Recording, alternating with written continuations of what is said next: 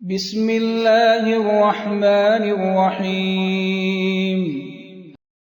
شروع اللہ کے نام سے جو بڑا مہربان نہایت رحم والا ہے۔ وَآتُوا النِّسَاءَ صَدُقَاتِهِنَّ نِحْلَةً فَإِن طِبْنَ لَكُمْ عَن شَيْءٍ مِّنْهُ نَفْسًا فَكُلُوهُ هَنِيئًا مَّرِيئًا۔ اور عورتوں کو ان کے مہر خوشی سے دے دیا کرو، ہاں اگر وہ اپنی خوشی سے اس میں سے کچھ تم کو چھوڑ دیں تو اسے ذوق و شوق سے کھا لو۔ وَلَا تُؤْتُوا السُّفَهَاءَ أَمْوَالَكُمُ الَّتِي جَعَلَ اللَّهُ لَكُمْ قِيَامًا وَارْزُقُوهُمْ فِيهَا وَاكْسُوهُمْ وَقُولُوا لَهُمْ قَوْلًا مَّعْرُوفًا۔ اور بے عقلوں کو ان کا مال جسے خدا نے تم لوگوں کے لیے سبب معیشت بنایا ہے مت دو، ہاں اس میں سے ان کو کھلاتے اور پہناتے رہو اور ان سے معقول باتیں کہتے رہو۔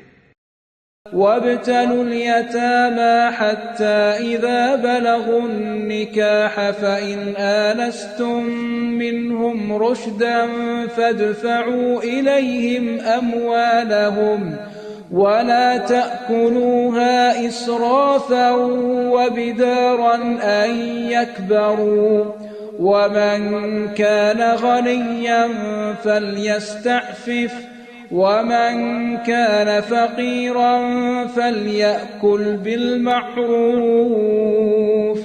فَإِذَا دَفَعْتُمْ إِلَيْهِمْ أَمْوَالَهُمْ فَأَشْهِدُوا عَلَيْهِمْ وَكَفَى بِاللَّهِ حَسِيبًا۔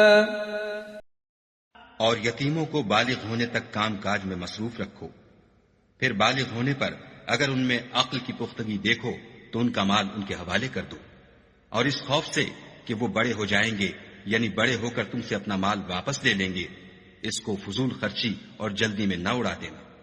جو شخص آسودہ حال ہو اس کو ایسے مال سے قطعی طور پر پرہیز رکھنا چاہیے، اور جو بے مقدور ہو وہ مناسب طور پر یعنی بقدر خدمت کچھ لے لے، اور جب ان کا مال ان کے حوالے کرنے لگو تو گواہ کر لیا کرو، اور حقیقت میں تو خدا ہی گواہ اور حساب لینے والا کافی ہے۔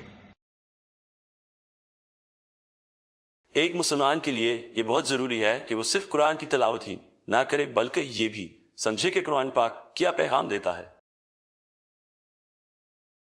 اگر آپ اس بابرکت سفر کا حصہ بننا چاہتے ہیں تو چینل کو سبسکرائب کیجئے اور اس پیغام کو دوسروں تک پہنچانے میں ہمارا ساتھ دیجئے۔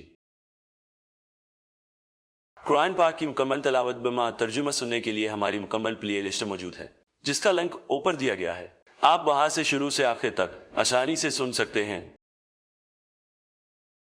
اگلا رکوع اگلی ویڈیو میں پیش کیا جائے گا۔